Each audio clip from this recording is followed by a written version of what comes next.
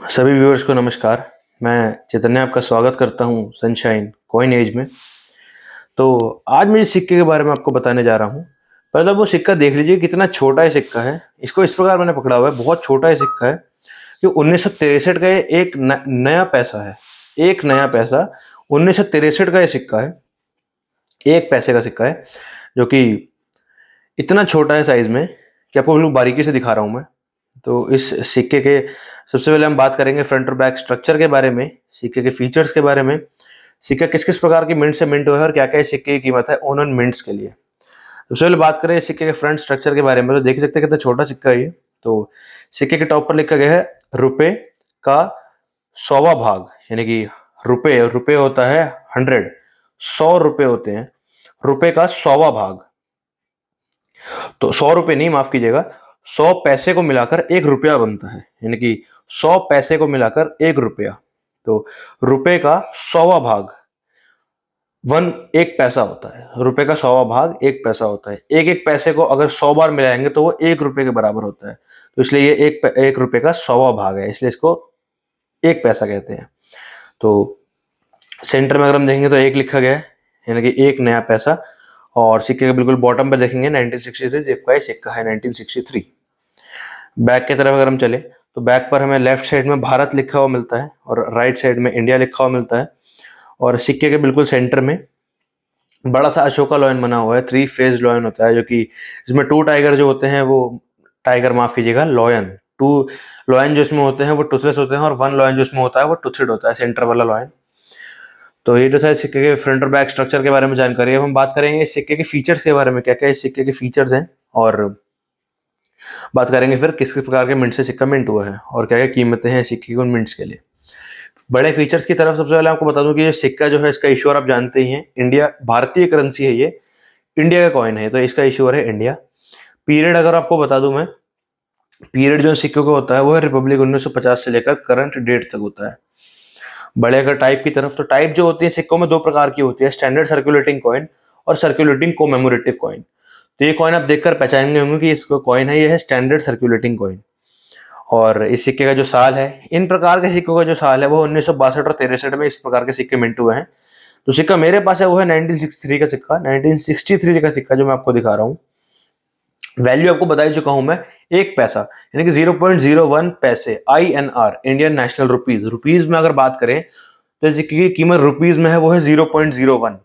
और सिक्के पे लिखा गया है कि रुपए का 100वां भाग, 100 पैसे मिलाकर 1 रुपया बनता है, तो रुपए का 100वां भाग। करेंसी आपको बता ही चुका हूं मैं, रुपी है, जो कि डेसिमलाइज होती है 1957 से लेकर करंट डेट तक। बात करें अगर कॉम्पोजिशन की, अगर आपको कॉम्पोजिशन नहीं पता तो कॉम्पोजिशन में आपको बता दूं। कॉम्पोजिशन का मतलब होता है किस किस प्रकार की एलिमेंट्स, किस किस प्रकार की चीजों का यूज करा गया है इस सिक्के को बनाने में, कौन कौन सी आइटम्स को यूज करा गया है इस सिक्के को बनाने में। तो इस सिक्के को बनाने में 2 चीजों को काम में लिया गया है, निकल और ब्रास। निकल ब्रास का यूज करके सिक्के को बनाया गया है। बात करें मैं सिक्के के वजन के बारे में, तो सिक्के का वजन बहुत ही कम है, यानी कि 1.5 ग्राम इस सिक्के का वजन है, मात्र 1.5 ग्राम इस सिक्के का वजन है। डायमीटर के बारे में अगर हम बात करें, सिक्के के जो सिक्के का डायमीटर है, साइज है सिक्के का, वो है 16 mm, 16 mm सिक्के का डायमीटर है। बात करें अगर थिकनेस की, सिक्के की मोटाई की, जो सिक्के की मोटाई है वो है 1.10 mm, 1.10 mm सिक्के की मोटाई है। शेप के बारे में बात करें, शेप आप देख ही सकते हैं, सिक्के की शेप इस सिक्के की है राउंड। और उसके बाद टेक्निक के बारे में बात करें, किस टेक्निक को यूज करा गया है इस सिक्के को बनाने में, वो है मिल्ड टेक्निक। मिल्ड टेक्निक का यूज करा गया है सिक्के को बनाने में। और ओरिएंटेशन इस सिक्के की भी अन्य प्रकार के सिक्कों की तरह ही मेडल अलाइनमेंट के साथ आती है, मेडल अलाइनमेंट के साथ।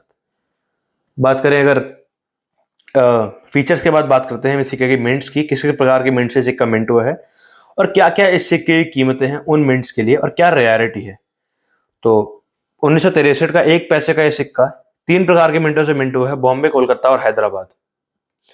सबसे पहले हम बात करेंगे वेरी फाइन कंडीशन में कीमत होगी, फिर बात करेंगे एक्सट्रीमली फाइन कंडीशन में सिक्के की कीमत होगी, फिर यूएनसी में सिक्के की कीमतों की बात करेंगे और लास्ट में बात करेंगे हम रेयरिटी की।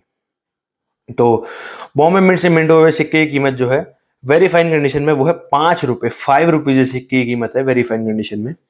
बड़े अगर बॉम्बे मिंट के एक्सट्रीमली फाइन कंडीशन में, तो एक्सट्रीमली फाइन कंडीशन में बॉम्बे से मिंट हुए सिक्के की कीमत है 10 रुपए। बड़े अगर बॉम्बे मिंट से मिंट हुए सिक्के की कीमत के बारे में यूएनसी में, तो यूएनसी में सिक्के की कीमत है 20 रुपए। रेयरिटी है कॉमन कैटेगरी, बॉम्बे से मिंट हुए सिक्के की। और बात करें अगर कोलकाता मिंट में, तो कोलकाता मिंट में अगर वेरी फाइन कंडीशन में सिक्का है, जो इस सिक्के की कीमत है 5 रुपये यानी कि 5 रुपीज। वहीं अगर एक्सट्रीमली फाइन कंडीशन के बारे में बात करें, एक्सट्रीमली फाइन कंडीशन में अगर ये सिक्का है और कोलकाता मिंट का ये सिक्का है, तो इस सिक्के की कीमत है 10 रुपये। बात करें अगर कोलकाता मिंट के यूएनसी में, अगर यूएनसी में सिक्का है तो इस सिक्के की कीमत है 20 रुपये कोलकाता मिंट के लिए, और रेयरिटी है कॉमन कैटेगरी। बात करें अगर हैदराबाद मिंट में, हैदराबाद मिंट में वेरी फाइन कंडीशन की बात करेंगे, वेरी फाइन कंडीशन में हैदराबाद मिंट में जो सिक्के की कीमत है वो है 5 रुपये, 5 रुपीज। वहीं अगर बात करें एक्सट्रीमली फाइन कंडीशन में हैदराबाद मिंट से मिंट हुए सिक्के की, तो एक्सट्रीमली फाइन में सिक्के की कीमत है 10 रुपये। और यूएनसी में अगर बात करें हैदराबाद से मिंट हुए सिक्के की, यूएनसी में सिक्के की कीमत है 20 रुपये, 20 रुपीज, और रेयरिटी है कॉमन। तीनों मिंट्स में ही रेयरिटी है कॉमन इस सिक्के की। तो ये तो थी इस सिक्के के मिंट्स के बारे में जानकारी, किस किस प्रकार के मिंट से सिक्का मिंट हुआ है, क्या रेयरिटी है इस सिक्के की। उससे पहले हमने बात कर ली सिक्के के फीचर्स के बारे में और फ्रंट बैक स्ट्रक्चर के बारे में हमने बात करी थी। तो ये तो सिक्के के बारे में जानकारी। अब मैं आपको कुछ इंपॉर्टेंट जानकारी बता दूं। अगर आपको अपने सिक्के कहीं बेचने या खरीदने हैं, तो आप अपने सिटी में लगने वाली ट्रस्टेड ऑक्शन या फिर ट्रस्टेड एग्जीबिशन में ही जाएं अपने सिक्कों को खरीदने या बेचने, क्योंकि वही एक मात्र ट्रस्टेड जगह है, आप अपने सिक्के बेच सकते हैं, खरीद सकते हैं बिना किसी परेशानी के। और आपको फ्रॉड से बचकर रहना है। देखिए जैसे कोई आप फीड आपका आप कुछ सर्च कर रहे हैं करेंसी आइटम से रिलेटेड अपने गूगल पर या कहीं पर भी, तो आपके social media account, social media handles पर वो फीड आने लग जाता है, जैसे कि रेलेवेंट चीज़ें, सिक्के के बारे में आपने सर्च करा तो रेलेवेंट चीज़ें आने लग जाती हैं। वहीं अगर आप कई बार अनसोर्स लिंक आ जाते हैं, तो अनसोर्स लिंक पर आपको क्लिक नहीं करना है। ये सब मशीन लर्निंग के थ्रू होता है। जैसे अगर आपने कोई चीज़ सर्च करी तो उससे रिलेटेड चीज़ें आपको दिखने लग जाती है अपने सोशल मीडिया वगैरह पर, तो वहां पर आपको किसी भी प्रकार के अनट्रस्टेड लिंक पर क्लिक नहीं करना है। आपको अपने कॉइन्स एग्जीबिशन में या फिर ऑक्शन में बेचने हैं, ट्रस्टेड एग्जीबिशन, ट्रस्टेड ऑक्शन में आपके सिटी में लगने वाला हो उसी में बेचिए इन सिक्कों को।